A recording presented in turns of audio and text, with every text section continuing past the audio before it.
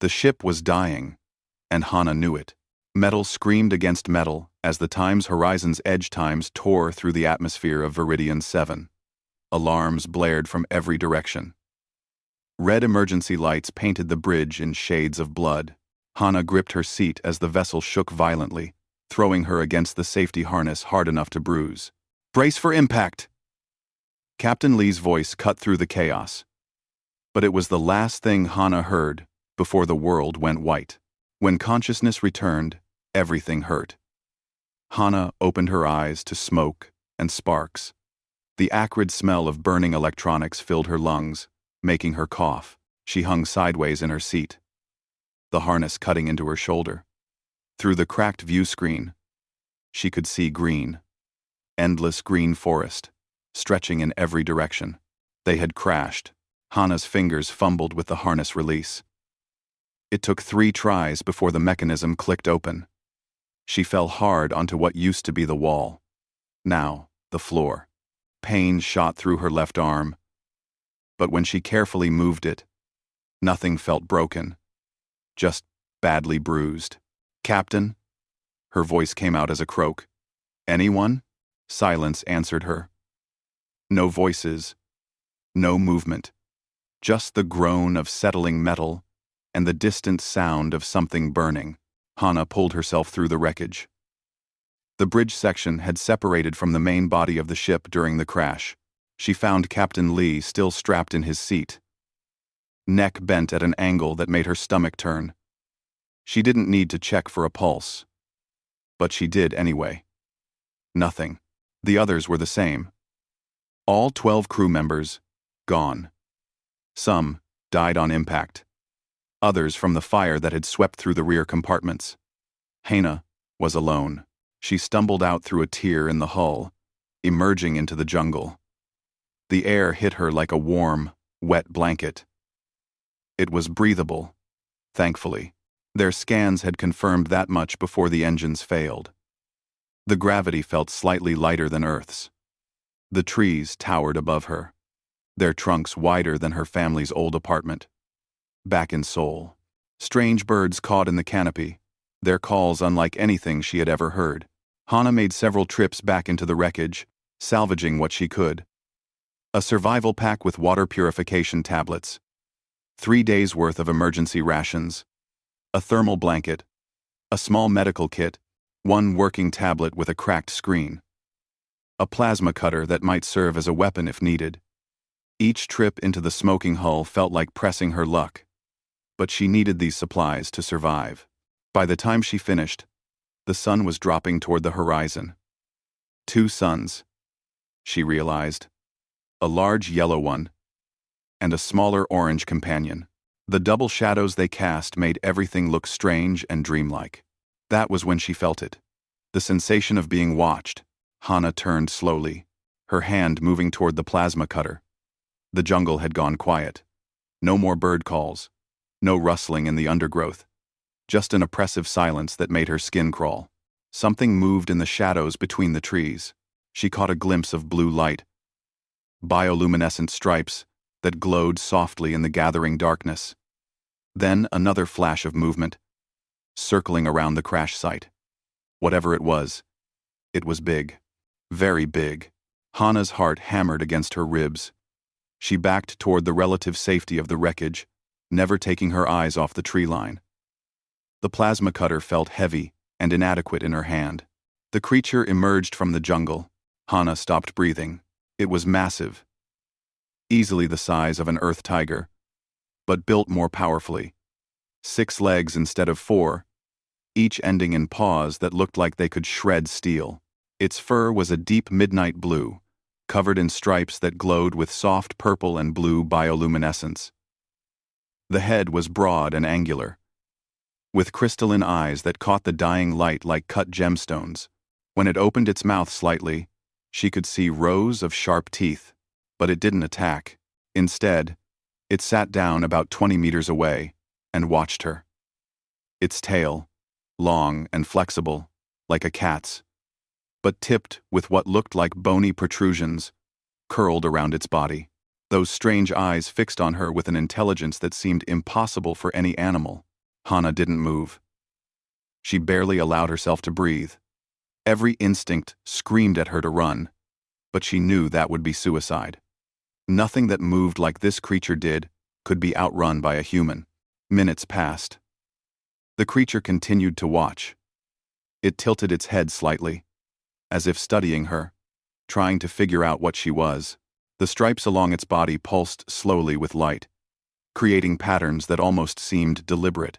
"Easy," Hana whispered, more to herself than the creature. "I'm not going to hurt you." The creature's ears swiveled forward at the sound of her voice. It made a sound, low and rumbling, that she felt in her chest more than heard. Not quite a growl, more like a question. Night fell quickly on Viridian 7. The darkness was absolute, except for the bioluminescent plants that began to glow throughout the jungle, and the stripes on the creature's body. Hana carefully gathered some debris and created a small barrier around her position. It wouldn't stop anything determined, but it made her feel slightly safer. The creature remained at the perimeter of her camp. It had moved a few times during her preparations, always staying the same distance away, always watching. When Hana finally sat down with her back against a piece of the hull, exhaustion hitting her like a wave, the creature settled into a resting position as well. She should have been terrified. She should have been planning an escape. Instead, Hana found herself studying the creature with her scientist's eye. The way it moved was too graceful for something so large. The intelligence in those eyes was unmistakable, and there was something about the way it watched over the crash site, the way it had positioned itself between her and the deeper jungle. It was protecting her. The realization should have been impossible, but Hana had spent 5 years studying xenobiology. She knew predator behavior, and this wasn't it. This was something else entirely. "Thank you," she said softly into the darkness. The creature's eyes reflected the light from its own body, creating points of purple-blue fire in the night. Its ears swiveled toward her again. Other sounds began to emerge from the jungle. Distant roars and calls. Things moving through the undergrowth. Once, something large crashed through the trees nearby, and Hana's hand went to the plasma cutter. But the creature rose to its feet, its stripes blazing brighter, and released a sound that made the ground beneath Hana vibrate. Whatever had been approaching changed direction immediately. Hana's hands were shaking. From fear, from exhaustion, from the delayed shock of losing everyone she had worked with for the past 2 years, tears started to fall, and she didn't try to stop them. She cried for Captain Lee, who had recommended her for this mission. For Jisoo, the engineer who had taught her to play cards. For young Taeyang, who had just graduated from the academy and would never see his family again. She cried until there was nothing left. And through it all, the creature remained at its post, a silent guardian in the alien night. When Hana finally fell into an uneasy sleep, her last thought was about the ancient legends from home. Stories of tigers that protected travelers and rewarded the kind-hearted. She had always dismissed them as folklore. Maybe she had been wrong. The creature watched over her through the night, its crystalline eyes never closing, its body a beacon of blue light against the darkness of Viridian 7's jungle. In the firelight of the burning wreckage, predator and human formed an unlikely partnership, bound by circumstances neither could have predicted. Hana had survived the crash alone, but she would not face tomorrow alone. Morning came with the screech of something that sounded like metal scraping across glass. Hana jerked awake, instantly alert, her hand reaching for the plasma cutter. The sound came from high in the canopy, where bird-like creatures with iridescent feathers were calling to each other. The creature was still there, now sitting in a patch of double sunlight. In the daylight, Hana could see it more clearly. Its fur wasn't just blue but had subtle variations in shade that helped it blend with shadows. The bioluminescent stripes, that had glowed so brightly at night, were now barely visible. Those crystalline eyes watched her with the same patient intelligence. Hana stood slowly, testing her injured arm. It was stiff and sore, but functional. She pulled out one of the emergency ration bars and forced herself to eat half, saving the rest. 3 days of food wouldn't last long if rescue didn't come. The creature's nose twitched, detecting the smell of food. Its eyes followed her movements as she ate. "I don't suppose you'd know where I could find water," Hannah said, knowing it was pointless to talk to an alien animal. But the sound of her own voice helped push back the crushing loneliness. The creature stood. It took a few steps away from the crash site, then stopped and looked back at her. It repeated the motion, waiting. "Are you serious?" Hannah stared at it. "Do you understand me?" The creature's tail swished once. Then it took another few steps and waited. Hannah grabbed her salvaged pack and followed, keeping a cautious distance.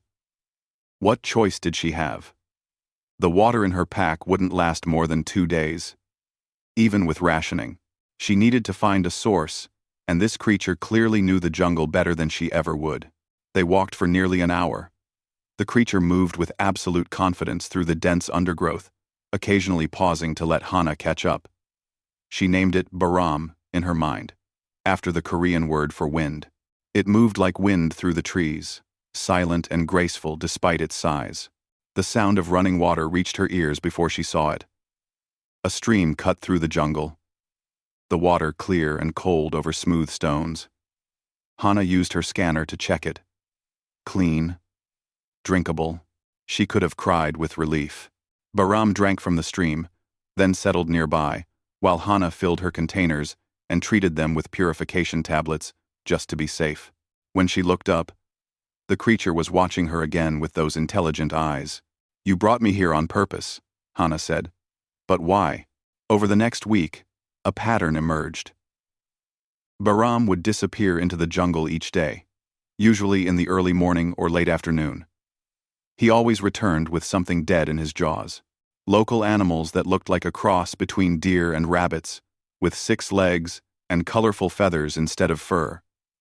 The first time it happened, Hannah was horrified.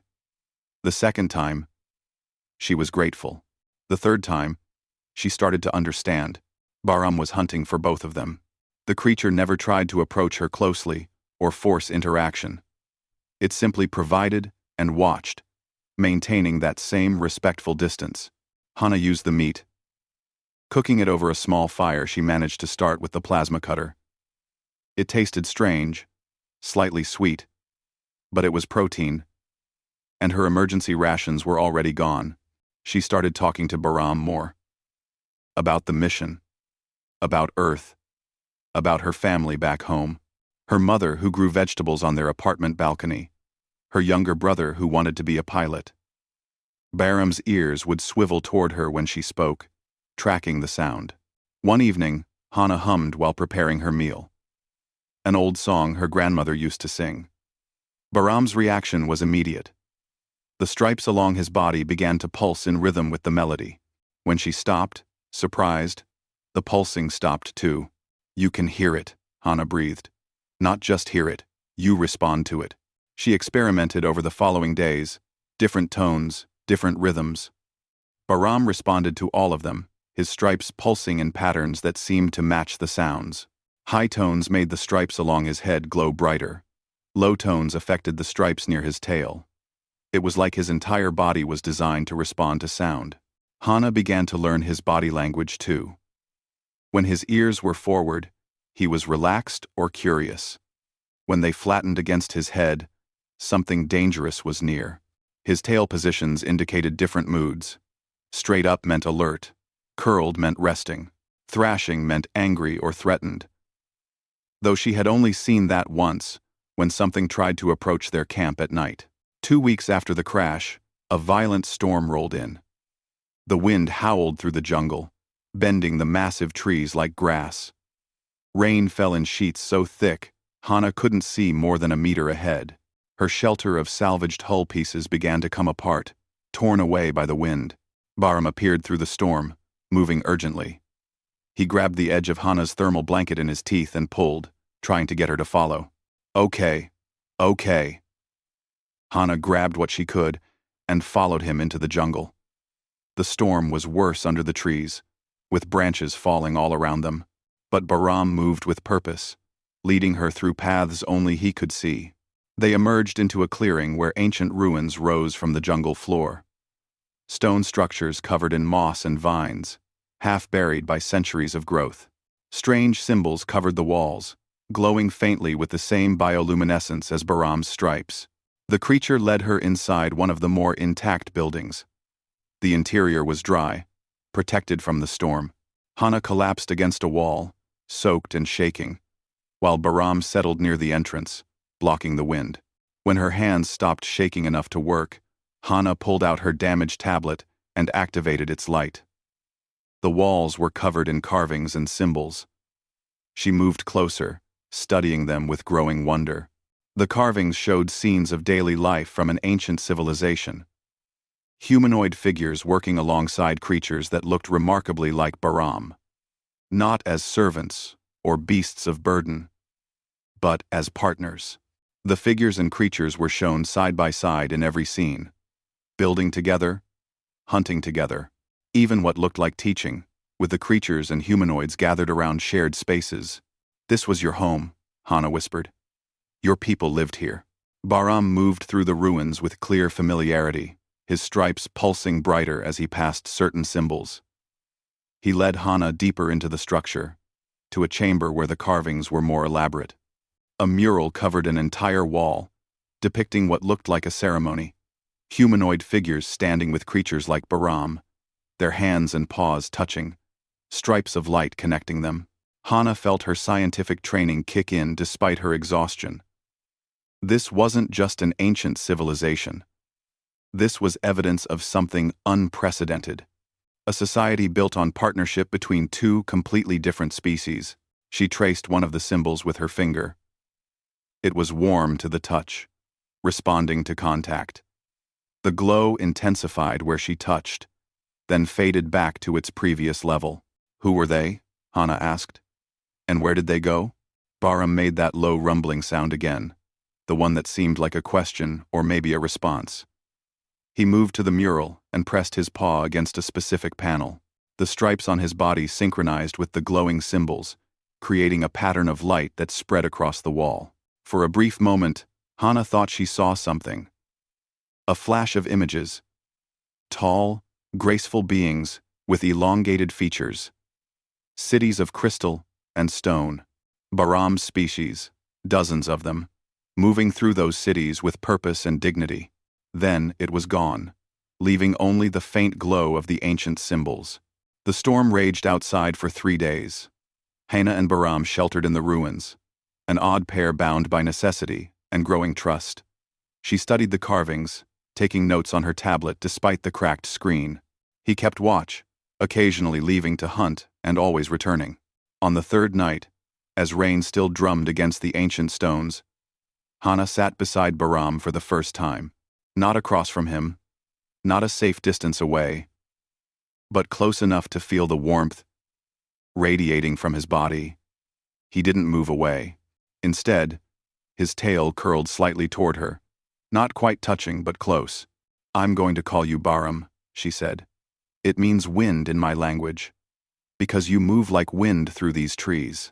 The creature's eyes, those strange crystalline eyes, regarded her with what she could only describe as understanding. His stripes pulsed once, slowly, in what might have been acknowledgement.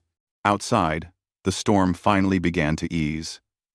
Inside the ancient ruins, a woman from Earth and a guardian from a lost civilization formed a bond that neither fully understood but both instinctively accepted. Hana's fingers moved carefully over the salvaged communications array, connecting wires that had never been meant to work together. 3 weeks had passed since the crash. 3 weeks of survival, learning, and the slow understanding that she might never leave Viridian 7. But she had to try. The emergency beacon was a mess of damaged circuits and corroded connections. She had been working on it for 5 days, using every trick she remembered from her basic engineering courses. Bahram watched from nearby, his head resting on his paws, occasionally making soft sounds that almost seemed like encouragement. "Almost there," Hana muttered. She connected the final wire, double-checked her work, then activated the power cell. Nothing happened for 3 long seconds. Then the beacon blinked to life, displaying a weak green light. Yes! Hana jumped up, startling Bahram into an alert position. It's working! The signal's weak, but it's broadcasting. She checked the display on her cracked tablet. The beacon was transmitting on emergency frequencies, sending out her location and distress code. Help could come. It might take weeks or even months, but someone would eventually receive the signal. Hana turned to Bahram with tears in her eyes. I might actually get home. The creature tilted his head, and something in his crystalline eyes looked almost sad. But perhaps that was just her imagination, projecting human emotions onto an alien being. That night, things changed. Hana woke to Bahram's low growl, a sound she had never heard him make before. His entire body was rigid, ears flat against his head, stripes pulsing in rapid patterns that she had learned meant danger. What is it? She whispered, reaching for the plasma cutter. The answer came in the form of screaming from the jungle. High-pitched, predatory screams that raised every hair on Hana's body. Then she saw them emerging from the darkness beyond the firelight. 6 creatures, each the size of a large dog, but built like velociraptors from Earth's ancient past. Their bodies were covered in metallic scales that reflected the firelight. Razor-sharp claws ticked against the stone floor. Their eyes glowed with a sickly yellow light, and when they opened their mouths, rows of serrated teeth gleamed. They moved with coordinated precision, spreading out to surround the ruins where Hana and Bahram had made their camp. Pack hunters. Intelligent ones. Bahram positioned himself between Hana and the approaching creatures. His body was coiled like a spring, ready to explode into action. The rumble in his chest grew louder, becoming a sound that made the ancient stones vibrate. The pack attacked. 3 came at Bahram from different angles, while the others tried to flank around toward Hana. But Bahram was faster than anything his size should have been. He caught the first attacker in mid-leap, his jaws closing around its neck. The metallic scales provided no protection against those teeth. The creature went limp. Hana fired the plasma cutter at one of the creatures trying to reach her. The beam caught it in the side, and it fell with a shriek. But the others kept coming, undeterred by the deaths of their packmates. Bahram fought like nothing Hana had ever seen. 6 legs gave him stability and leverage that the pack hunters couldn't match. His tail whipped around, the bony protrusions at the tip catching another attacker and sending it crashing into a wall. But there were too many, and they were learning his patterns. One of the creatures got past him, racing toward Hana with its jaws open wide. She fired the plasma cutter, but her hand was shaking and the beam went wide. The creature leaped. Bahram's roar shook the ruins. He moved impossibly fast, interposing himself between Hana and the attacker. The creature's claws raked across his shoulder, tearing through fur and flesh. Blue blood, luminescent like his stripes, splattered across the stone floor. But Bahram didn't falter. He caught the creature and threw it with such force that it didn't get back up. The remaining hunters, seeing 3 of their pack dead and their target too well defended, made the decision to retreat. They melted back into the jungle, their yellow eyes the last thing to disappear into the darkness. Hana dropped the plasma cutter and ran to Bahram. He had collapsed onto his side, breathing heavily. 3 deep gashes cut across his left shoulder, bleeding that strange, glowing blue blood. No, no, no. Hana pulled out the medical kit with shaking hands. Stay still. Let me help you. Bahram's eyes found hers. He made a soft sound, almost like a whimper, and for a moment, he wasn't a powerful guardian, but a creature in pain that needed help. Hana had no idea if human medical supplies would work on alien biology, but she had to try. She cleaned the wounds as best she could, using almost all of her remaining antiseptic. The cuts were deep, but clean. She used surgical tape to close them, knowing it wouldn't hold long, but hoping it would be enough to stop the bleeding. Bahram remained still throughout the treatment, trusting her completely. His stripes pulsed slowly, weakly, not with their usual vibrant light. "You saved my life," Hana whispered, tears falling onto his fur. She worked through the night, monitoring his breathing and changing the makeshift bandages when they soaked through with blue blood. By morning, the bleeding had stopped, but Bahram was weak. He drank water when she brought it but showed no interest in food. For 3 days, Hana stayed by his side. She kept the wounds clean and brought him water regularly. She talked to him constantly, telling him stories about Earth, about her family, about anything she could think of to keep him engaged and fighting. On the 4th day, Bahram finally ate. Just a little, some of the dried meat she had been storing. But it was something. His stripes began to pulse with more strength.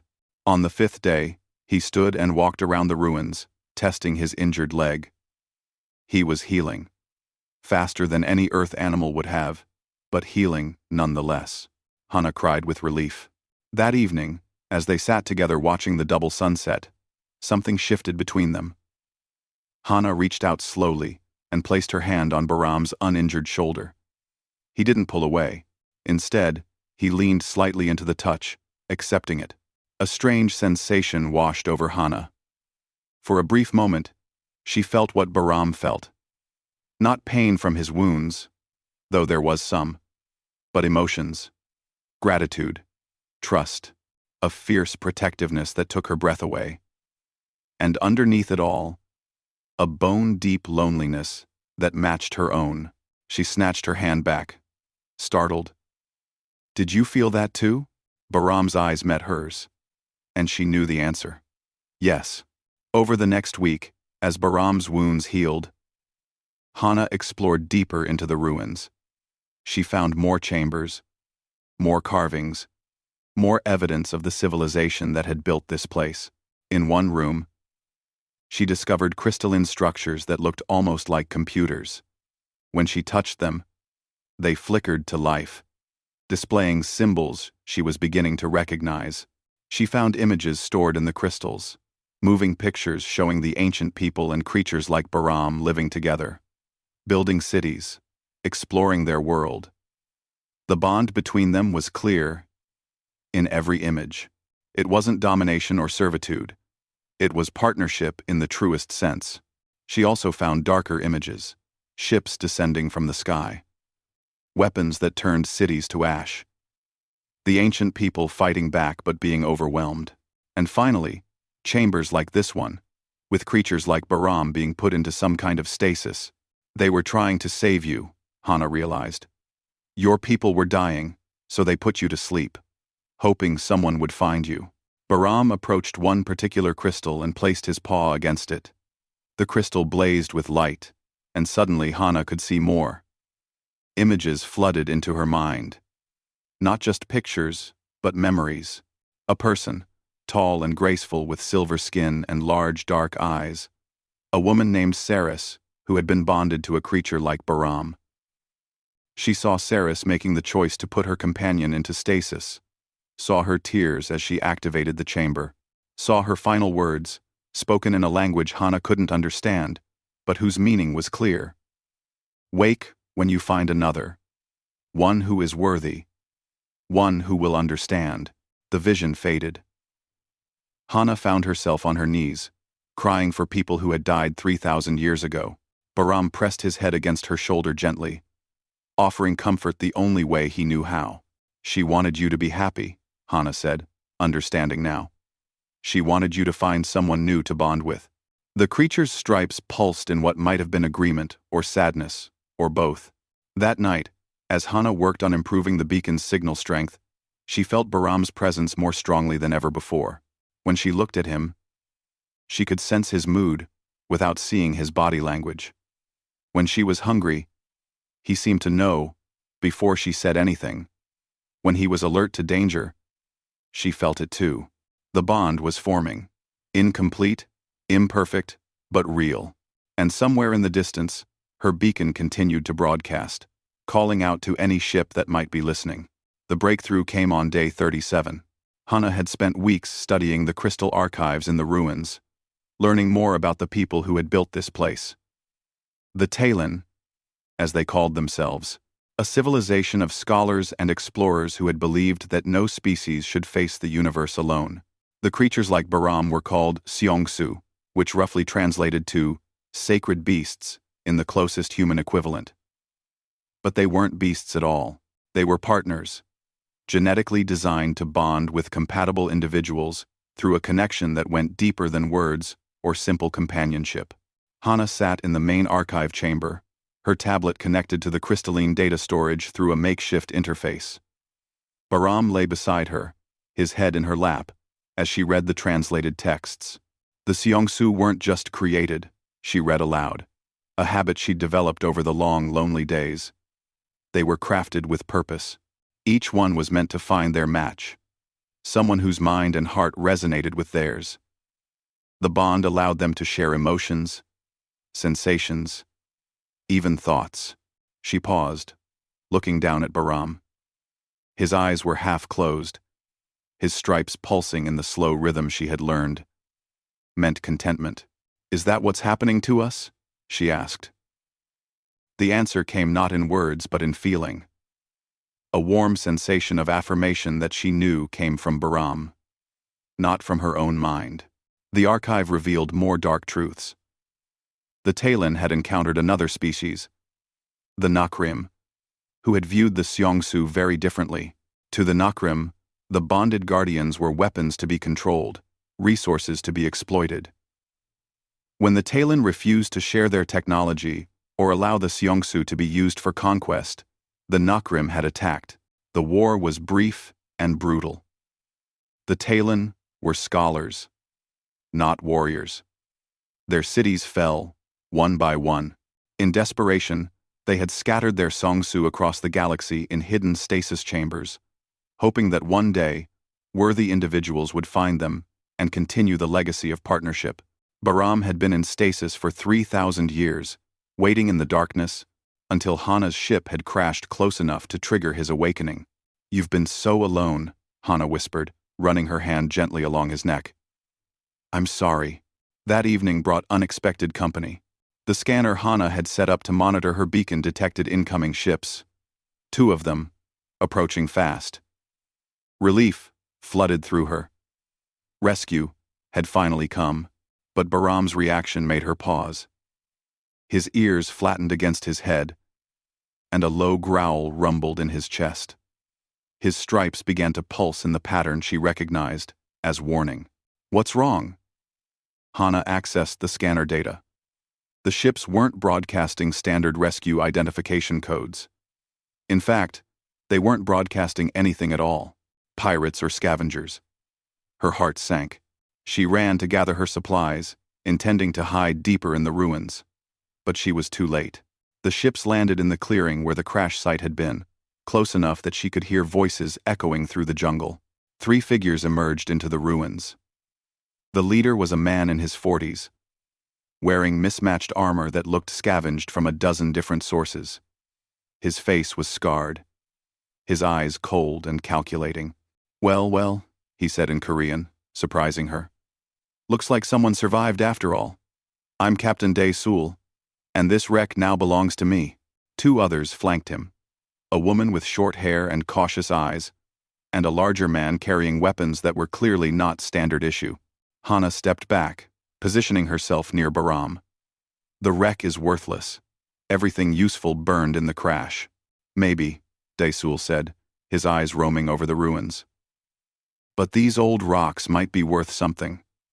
Ancient alien ruins always fetch a good price from the right buyers." His gaze shifted to Baram, and his expression changed to one of greed. "And that? What is that?" "Leave him alone," Hana said, her voice harder than she felt. "He's not for sale." Dae-sul laughed. "Everything's for sale, sweetheart. A living alien specimen, especially one that looks that impressive? The biotech companies would pay millions.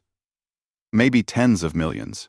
Baram's growl grew louder, his body tensed, ready to attack. "I wouldn't," the woman said quietly. She had a name patch that read Yuna. "That thing looks dangerous. That thing looks profitable." Dae-sul corrected. "Knock the girl out and trank the animal." We're taking both. The larger man raised his weapon. Hana felt Bahram's rage building through their bond. Felt his intention to attack despite being outnumbered and outgunned. She grabbed his neck, trying to hold him back. Don't, she said urgently. They'll kill you. But Bahram wasn't listening. His only thought, clear through their connection, was protecting her. The world exploded into chaos. The large man fired, but Bahram was already moving. The tranquilizer dart, meant for him, struck the stone wall instead. Bahram covered the distance between them in a heartbeat, his 6 legs giving him speed and agility that made the pirates look like they were moving in slow motion. Desul's second man went down hard, Bahram's claws raking across his armor. The man's weapon fired wildly, the blast tearing chunks from the ancient walls. "Secure the girl!" Desul shouted to Yuna. Yuna hesitated, just for a moment. And that hesitation saved Hana's life. She rolled behind a fallen pillar as Yuna's stunner blast went wide. Through her bond with Bahram, she could feel his position, his state of mind. He was fighting 3 armed humans and holding his own. But he couldn't keep it up forever. More pirates poured in from the ships, 6 in total now, all armed. Bahram was fast and powerful. But numbers and weapons were against him. Hana made a decision. She stood up, hands raised. "Stop. I'll come with you. Just don't hurt him." Desul smiled triumphantly. "Smart girl," Tronk the animal. "No." Hana started forward, but rough hands grabbed her. Yuna, though her grip was gentler than it needed to be. Bahram roared when he saw them holding Hana. He started toward them, but 3 tranquilizer darts hit him simultaneously. He stumbled, fighting the drugs, his stripes pulsing erratically. Their bond let Hana feel his panic, his desperate need to protect her, his helplessness as the sedatives dragged him down. "It's okay," Hana said, tears streaming down her face. "It's okay, Bahram. I'll find a way. I promise." The creature's eyes found hers one last time before the drugs pulled him under. The look of betrayal in those crystalline eyes would haunt her forever. They took Hana to their ship and locked her in a small cargo hold. Through a grimy porthole, she could see the ruins. Could see pirates attaching anti-gravity harnesses to Bahram's unconscious body, preparing to load him onto their ship. Hours passed. The ship's engines hummed as preparations were made. Hana sat in the darkness, feeling the faint echo of Bahram's unconscious mind through their bond. He was alive, drugged, but alive. The door opened. Yuna entered, carrying a water bottle and a ration bar. "Eat," she said quietly. "Desul plans to space station tomorrow. He'll sell you both to the highest bidders." "Why are you helping him?" Hana asked. "You don't seem like the others." Yuna was quiet for a long moment. Debts, she finally said. "I made mistakes, owed the wrong people. Desul paid my debts in exchange for 5 years of service. I have 2 years left." "Then help me," Hana pleaded. "That creature out there, Bahram, he's not an animal. He's intelligent. He has feelings. And he saved my life more times than I can count." "I believe you," Yuna said. "But what can I do? Desul has 8 armed crew members and I'm just the pilot." "You can fly," Hana said. "When the time comes, you can fly us out of here." "When what time comes?" Hana touched the wall of the cargo hold, feeling the vibration of the ship. "Bahram won't stay unconscious forever. And when he wakes up, he's going to be very, very angry. We just need to be ready to move when he makes his move." Yuna stared at her. "You're insane." "Probably," Hana agreed. "But do you really want to deliver an intelligent being to biotech companies that will cut him apart to see what makes him tick?" The pilot's jaw tightened. 2 years of my life," she said. "Desul will hunt me across the galaxy if I betray him." 2 years of your life versus the rest of your conscience," Hana said. "Your choice." Yuna stood and moved to the door. She paused, not looking back. "The sedatives they used wear off in 6 to 8 hours. Make your play then." I'll have the ship prepped for emergency launch. Then she was gone, leaving Hana alone with the distant feeling of Bahram's sleeping mind and a plan that would probably get them both killed. Hana felt the exact moment Bahram woke up. The bond between them flared to life like someone had thrown a switch. Confusion first, then awareness of the anti-gravity harnesses, holding him suspended in the pirate's cargo bay. Then, rage. Pure, primal rage that made her gasp even from a deck away. "Easy," she whispered, knowing he couldn't hear her words but hoping the feeling would carry through their connection. "I'm here. I'm okay. We're getting out of this." She felt his acknowledgement, though it was buried under layers of fury and protective instinct. The ship shuddered. Alarms began blaring throughout the vessel. Shouting echoed down the corridors. "He's awake. How is that possible? We gave him enough tranq to drop a Korean mammoth. Get the restraints. Don't let it reach the main deck." Hana moved to her locked door, pressing against it. Through their bond, she could sense Bahram fighting. The anti-gravity harnesses were strong, but they hadn't expected a creature with 6 legs and the motivation of a partner in danger. The door lock clicked open. Yuna stood there, her face pale but determined. "Time to go," the pilot said. "Your friend is tearing apart the cargo bay, and Daesul is losing his mind. This is your one chance." They ran through the corridors toward the bridge. Behind them, the sounds of chaos grew louder. Bahram's roars shook the ship. Plasma weapons fired. Men screamed. "The creature won't know we're trying to help," Yuna said as they ran. "If it sees us, it might attack." "He knows," Hana said with certainty. "He can feel where I am." They reached the bridge. 2 of Daesul's crew stood guard. Yuna didn't hesitate. She pulled a stunner and dropped them both before they could react. "You've done this before," Hana observed. "I wasn't always a pilot who owed debts," Yuna said grimly. She secured the guards and locked the bridge door. "Get in the co-pilot seat. When your friend breaks free, we need to be ready to launch immediately." Hana slid into the seat, her hands moving over the unfamiliar controls. The basics were the same as the research vessel she'd trained on, but the configuration was different. Through the view screen, she could see the jungle of Viridian 7. Could see the ruins where she'd lived for over a month. The place felt like home now. Despite everything, the ship rocked violently. The sound of tearing metal echoed through the hull. "He's through the first cargo bay door," Yuna said, checking her monitors. "Daesul and 4 crew members are trying to contain him. They're failing. Can you unlock the main airlock from here?" Hana asked. "Yes. But why would I do it?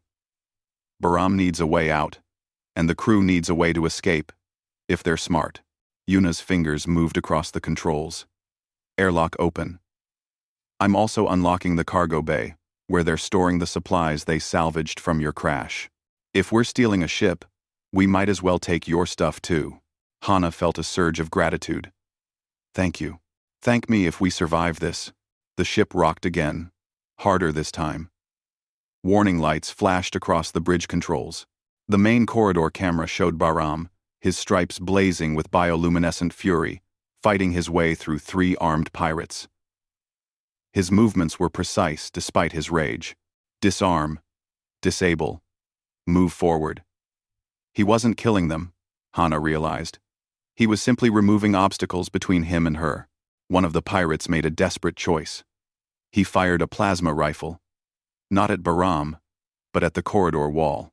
The blast tore through the hull, creating an explosive decompression that should have sucked everyone out into space. Except the ship was still landed. The blast simply created a hole to the outside. Bahram used it. He burst through the damaged hull and out into the jungle. "No." Hana felt his panic through the bond. He thought she was still on the ship somewhere, trapped and in danger. "I need to get to him." "Bad idea," Yuna said. "Daesul is between us and that hull breach, and he's going to be in a killing mood." As if summoned by his name, the bridge door controls sparked.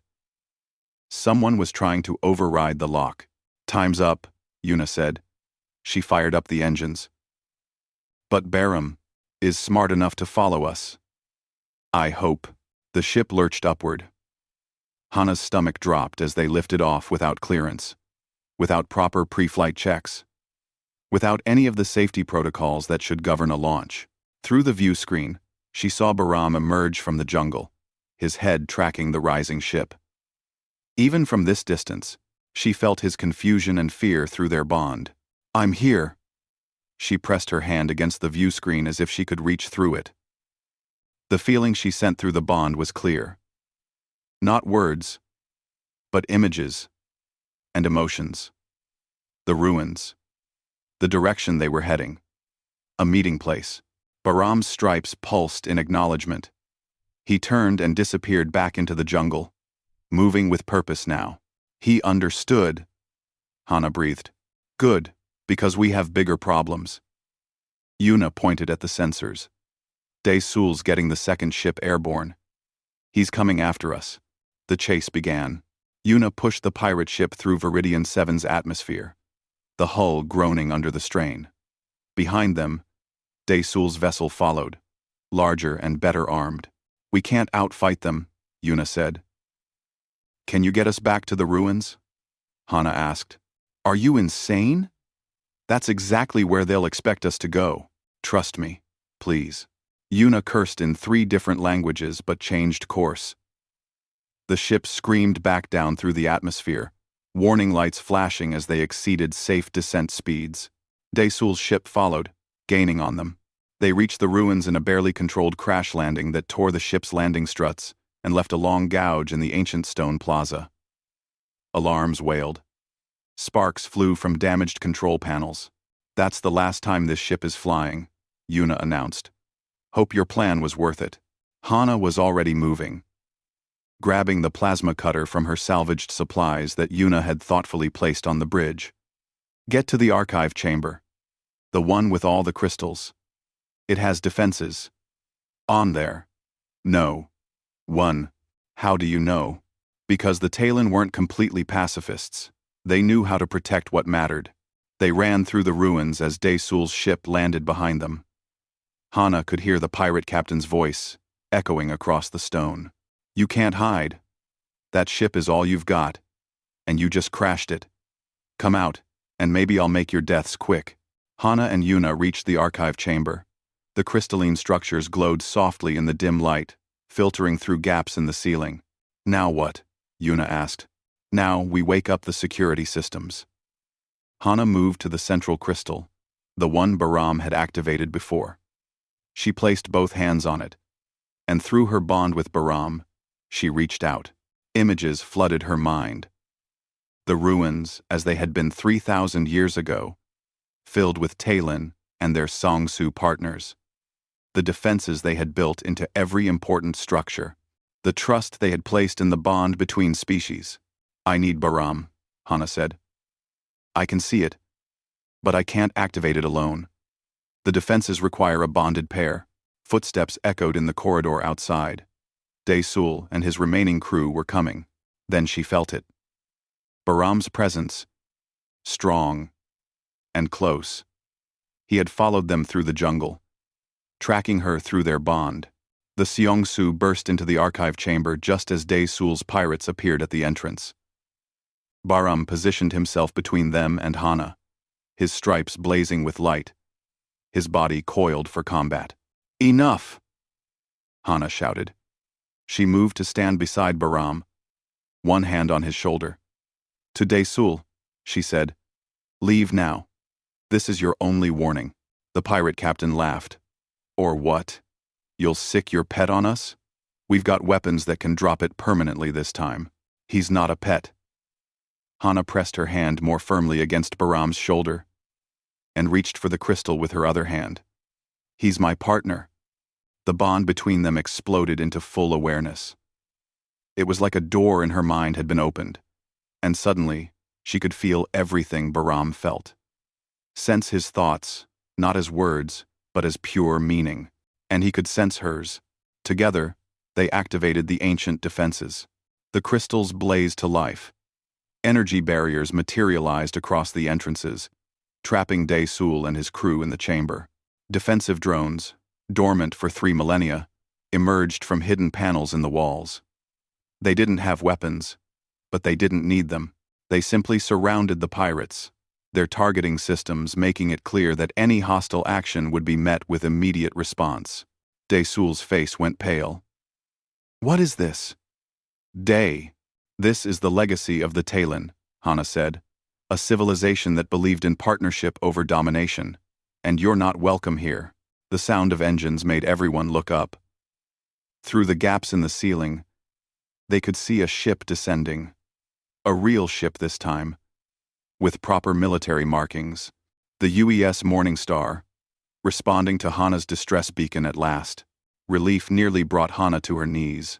Commander Hyun, of the Morningstar, was a practical woman who took in the scene with quick, assessing eyes. The trapped pirates, the ancient ruins, the massive alien creature standing protectively beside the lone human survivor. "Miss Kang," she said, "we received your distress signal 6 weeks ago. I apologize for the delay." "I survived," Hana said simply. The commander's gaze shifted to Sul. "And these individuals? Pirates. They attacked us and tried to kidnap both me and Baram for profit." "I see." Commander Hyun's expression hardened. "Take them into custody." Tra. Her crew moved efficiently, securing the pirates despite Sul's protests. Yuna stepped forward, cautiously. "I helped them escape," she said. "I was part of the crew, but I helped them." Commander Hyun studied her. "Did you participate in the attack on Miss Kang?" "We have Displain. We have Creeding Start. We have Tuwai." "No. I was on the ship the whole time. Then you'll be treated as a witness, not a criminal. We'll sort out the details on the Morningstar." As the pirates were led away, the commander turned back to Hana and Baram. "We'll need to document this discovery. Ancient alien ruins, a living specimen of an unknown species. This will require extensive study." "No," Hana said firmly. "I won't let Baram become a lab specimen.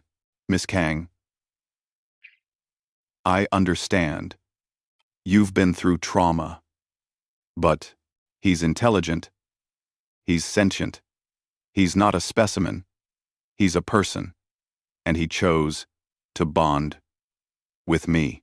Commander Hyun looked between Hana and Baram.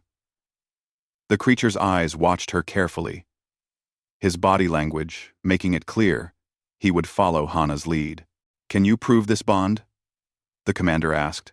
In answer, Hana closed her eyes and sent a thought through the bond. Baram moved to the crystal array and activated a specific sequence, calling up the historical records. Images played across the crystalline surfaces, showing the Talon and Seongsu partnerships, the bond process.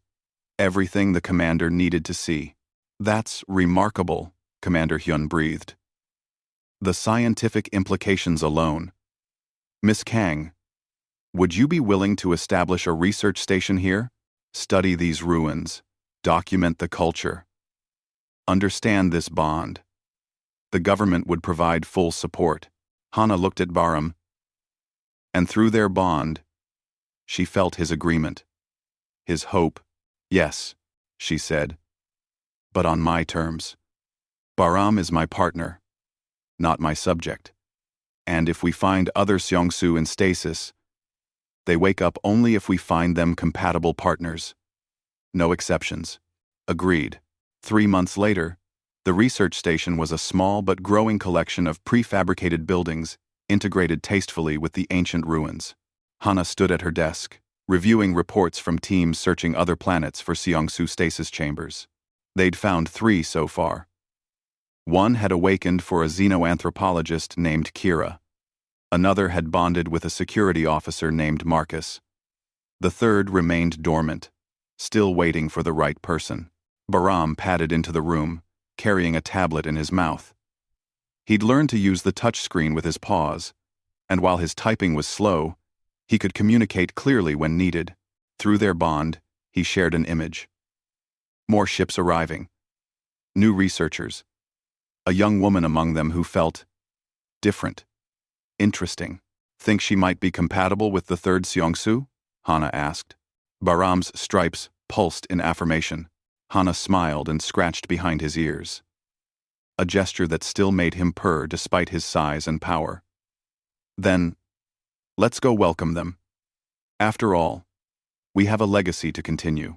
They walked out into the double sunlight of Viridian 7, a woman from Earth and a guardian from an ancient civilization, bonded by choice and circumstance.